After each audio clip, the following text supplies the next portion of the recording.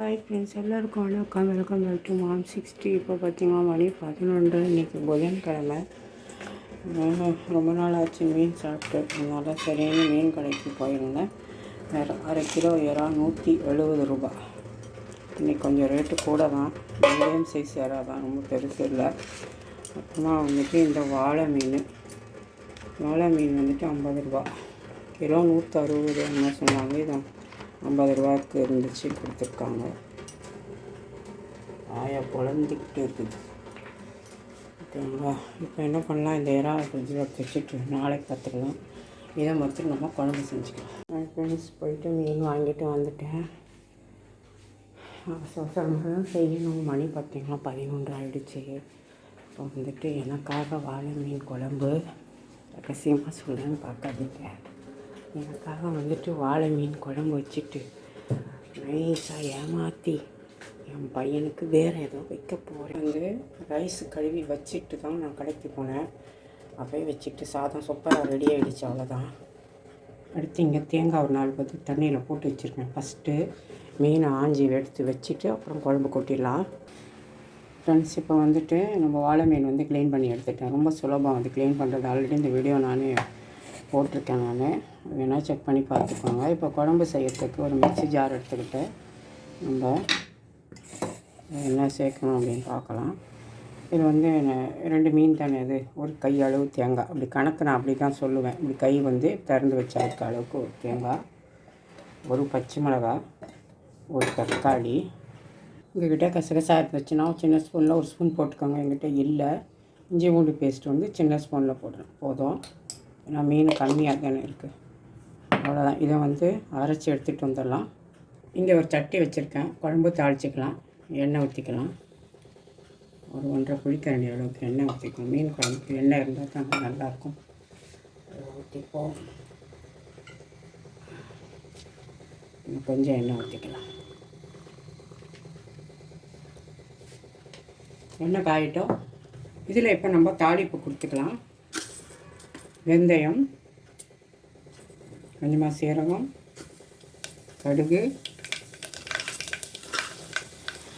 கொஞ்சம் சோம்பு போட. ஆக்சுவலாக இதுக்கு சோம்பு போட மாட்டாங்க, நான் போடுறேன். ஏன்னா அதில் கொஞ்சம் நான் குழம்பு எடுத்து வச்சுதான் அதுக்கப்புறமா நான் மீன் சேர்க்க போகிறேன்.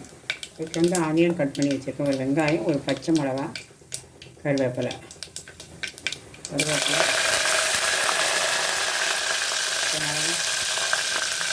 வெங்காயம்,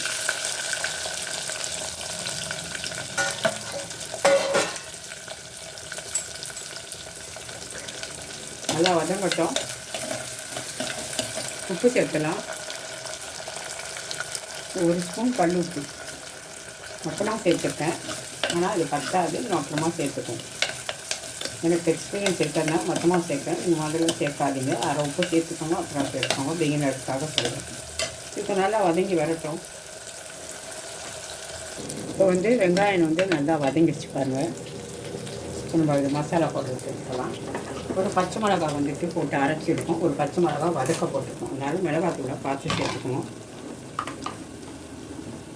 மஞ்சள் தூள், வெறும் மிளகாத்தூள்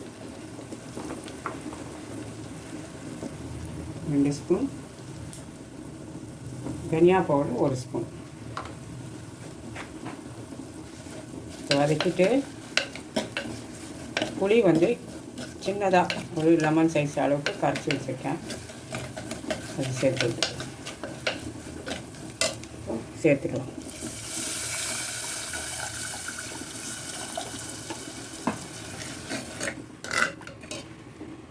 இப்போ அரைச்சி வச்சுருக்கேன் தேங்காய் பேஸ்ட் இருக்குல்லையே, அதை ஊற்றிடலாம்.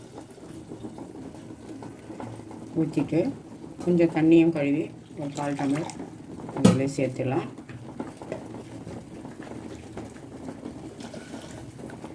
இன்னும் கொஞ்சம் ஊற்றலாம். தண்ணி சேர்த்துடலாம். உப்பு செக் பண்ணிக்கலாம். இதிலே ஒரு சின்ன தக்காளியை கட் பண்ணியும் சேர்த்துக்கிறேன். வதக்கும் போது போட்டுக்கலாம். நான் மறந்துட்டேன், பரவாயில்ல. புளி கொஞ்சம் பத்தாது தான், கூட கொஞ்சம் சேர்க்க வேண்டிய வரும். சேர்க்கலாம்.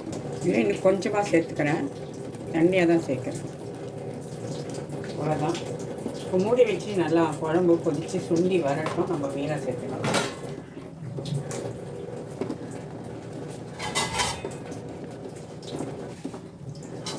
மூடி வைக்கலாம். இங்கே வந்து ஒரு 3 முட்டை வேக வச்சுருக்கேன். ஃப்ரெண்ட்ஸ், அடுத்து இங்கே என்ன எடுத்துருக்கேன்னு பார்த்தீங்கன்னா கத்திரிக்காய் தான் எடுத்திருக்கேன். பெரிய பெரிய கத்திரிக்காயாக பார்த்து எடுத்திருக்கேன். இந்த மாதிரி ஸ்லைஸ் பண்ணி வச்சுருக்கேன். இந்த மாதிரி திக்னஸில் இது வந்து சூப்பராக இருக்கும். இது எப்படி பண்ணலாம் அப்படின்னு பார்க்கலாம். இதில் கொஞ்சமாக உப்பு போட்டுக்கலாம். ஒரு 1/2 ஸ்பூனுக்கு போதும். கத்திரிக்காயெலாம் வெந்தால் கம்மியாக தான் ஆகும். 1/2 ஸ்பூனை விட கொஞ்சம் கம்மியாக தான் போட்டிருக்கேன். இதை அப்படியே போட்டு நல்லா கொதிக்க விட்டுக்கலாம். எல்லா பக்கமும் உப்பு படட்டும். இதில் மசாலா போட்டு சேர்த்துக்கலாம். இது சாம்பார் சாதம் எல்லாத்துக்குமே நல்லாயிருக்கும். பட் இன்றைக்கி நான் வந்து வேறு குழம்புக்கு தான் சப்புன்னு ஊற்றினது நான் வைக்கிறேன். மஞ்சள் பொடி, அப்புறம் வந்துட்டு வெறும் மிளகாய்த்தூள் 1 ஸ்பூனு.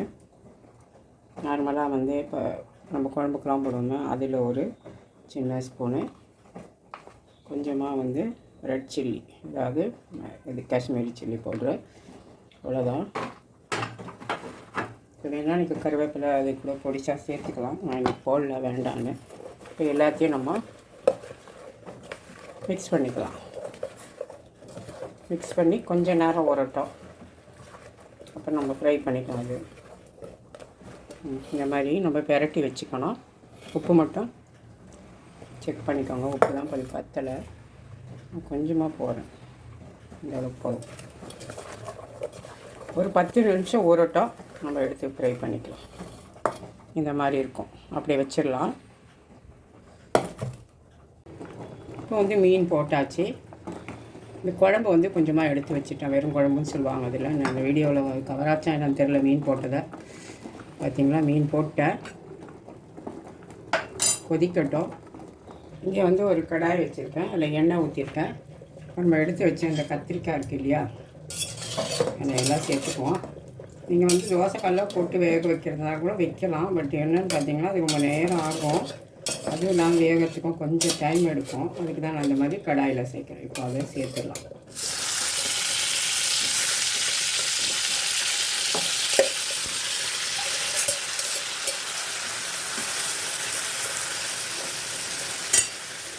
லேசாக தண்ணி ஒரு 2 ஸ்பூன், ஒரு கரண்டி இருக்க அளவுக்கு ஊற்றி வச்சா போகிறோம். அதுலேயே அது வெந்துடும். நம்ம திருப்பி விட அது வெந்துக்கும். அவ்வளோதான். இது அப்படியே மூடி போட்டு வைக்கலாம். 2 நிமிஷம் ஆன உடனே நம்ம திறந்து வச்சே நம்ம சவக்க வைக்க வேண்டியதுதான். கொஞ்சம் மூடி ஒரு 2-3 நிமிஷத்துக்கு கிளறி விடுவோம். இப்போ இங்கே குழம்பு என்னாச்சு பார்க்கலாம். நம்மளோட வாழை மீன் குழம்பு எண்ணெயெல்லாம் பிரிஞ்சு மேலே வந்திருக்கு பாருங்கள், தெரியுதா? கரண்டி விட்டு பார்ப்போமா? எல்லாம் கொச்சிட்ருக்கு. கரண்டி விடக்கூடாது, நான் அடியில் தான் விடுறேன். பார்த்தா தெரியும் பாருங்கள்.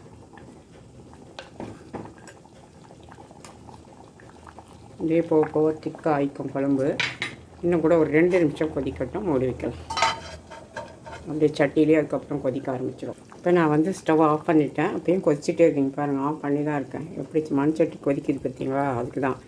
அதுலேயே 2 நிமிஷம் கொதிக்கும். அந்த டைமை நம்ம எடுத்துக்கக்கூடாது இது கூட. ஓகேவா? இப்போ நம்ம இந்த குழம்புலேயே பச்சை கருவேப்பிலையும் கொத்தமல்லியும் போட்டு விட்டுடலாம். நம்மளோட சூப்பரான வாழை மீன் தித்திப்பு ரெடி ஆகிடுச்சு. அப்படியே முடியலாமா?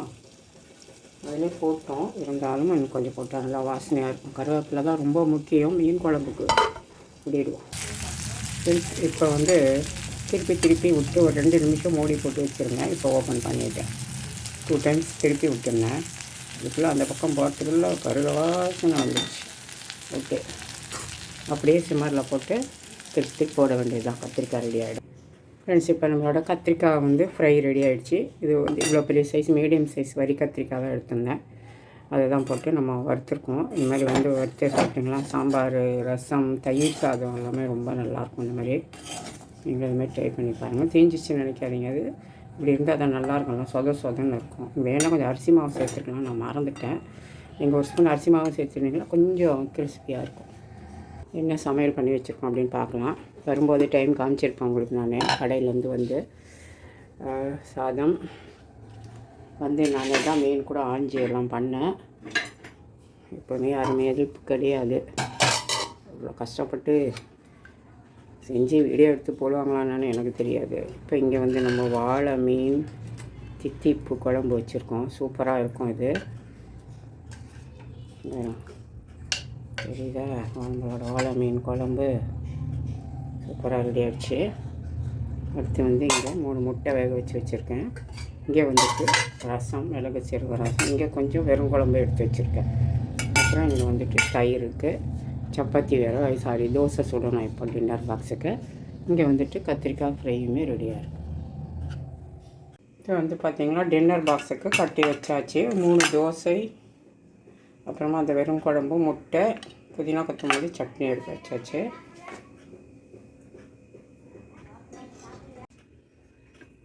இப்போது சாப்பாடு போட்டுக்கலாம். நமக்கு மீன் குழம்பு ஃபேவரட் மீன் குழம்பு ஊற்றிக்குவோம். அதுக்கு தான் சாப்பாடை நிறையா போட்டு வடிச்சிருக்கேன்.